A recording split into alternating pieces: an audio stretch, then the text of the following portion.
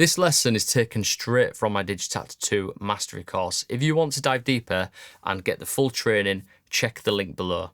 You can also sign up for an exclusive discount, and when you do, I'll send you more details about the course and how it can level up your music.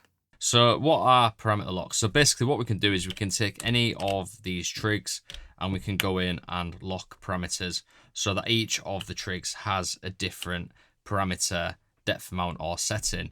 And then we can also do the trigless ones as well, which don't trigger the sound. So they're yellow ones, and they basically just change the parameter. So what I'll do is I'll pull up a sample that we can use, maybe a bass sound or something. Let's see what we've got in here. I think we've got this bass from earlier. Let's just use that one. And then let's have a listen to see what that sounds like. It's fairly quiet on my headphones. Let me just turn this up. So we've got...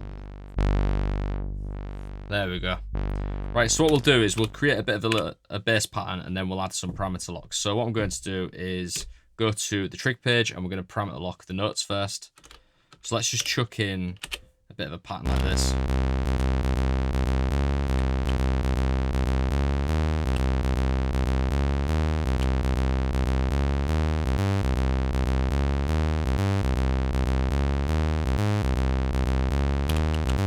Let's copy and paste that one and put it up an octave.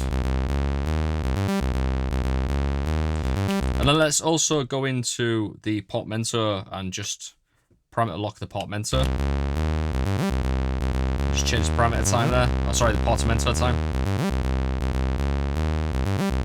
What we're going to do is just actually push this all back 8.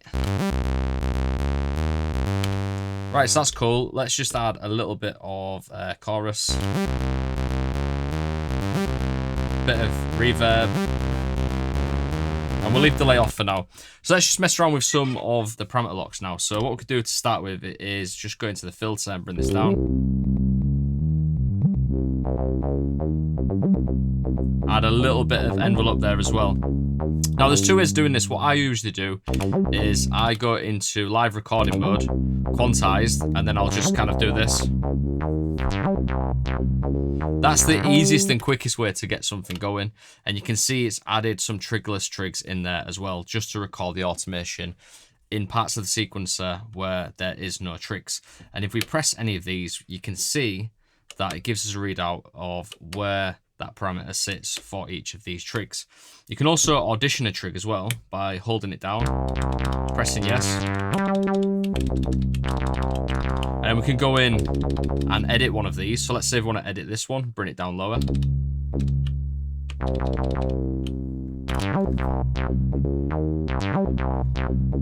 So maybe like this one, we want to open up a bit more.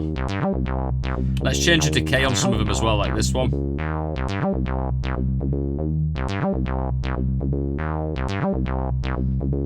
You can even change the attack. Maybe on this one we'll add some delay. Let's just go into the delay and change that.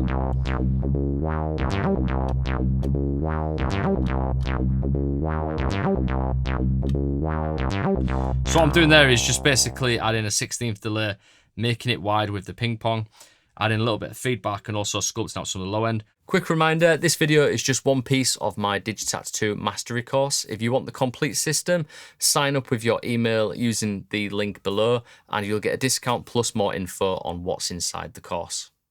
So let's maybe add it on a couple of the other things as well. So maybe like a bit more delay on this one. Bit of bit reduction. Sample rate reduction.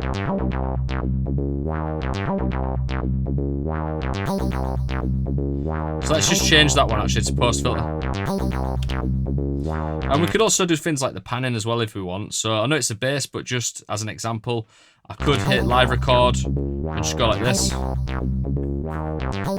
you can hear it moving around. If, once you're in live record, if you want to get rid of something that we've just done, what you can do is you can hold no and then press the parameter in like that and it'll erase the locks. Anything can be locked. So as an example, if we hold this down, you can see I'm able to lock any of these parameters that are on any of the pages. And I can also lock LFO settings as well, which becomes really powerful. So when we go into LFO in the later stages of these courses and we get really techie with the sound design, what you can do is you can set a different destination up like this. I'm just going to do it randomly and see what happens. In fact, let's just live record it and just go like this. So it might sound a bit weird, but if we bring that up now, it's pretty interesting. Maybe put it on random. So each of the trigs has got a different destination, and you can also change any of these parameters like this.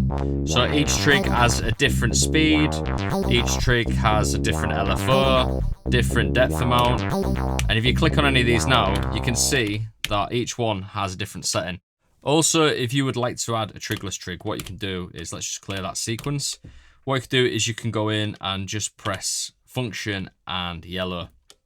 So if you've got a bunch of trigs in there, like let's say if you've got trigs there, and they're each doing a note, let's just set that up. So we've got C, and then we'll just go C sharp.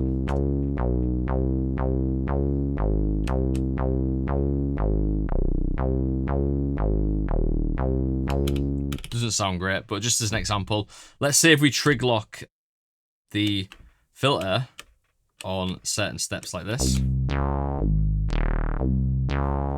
but we want some changes to happen on the middle, even though we're not re-triggering. What we can do is we can just add some yellow trigs in there, and you'll notice that they are not triggering the sound. But what I can do then is I can step lock the filter again.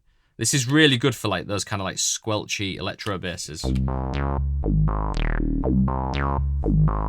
Maybe we'll add some more in, like one there, one there, one there.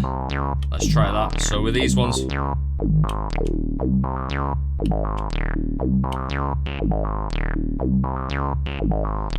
so we've made a really boring bass line already sound quite interesting with some trig locks and some trigless trig locks as well.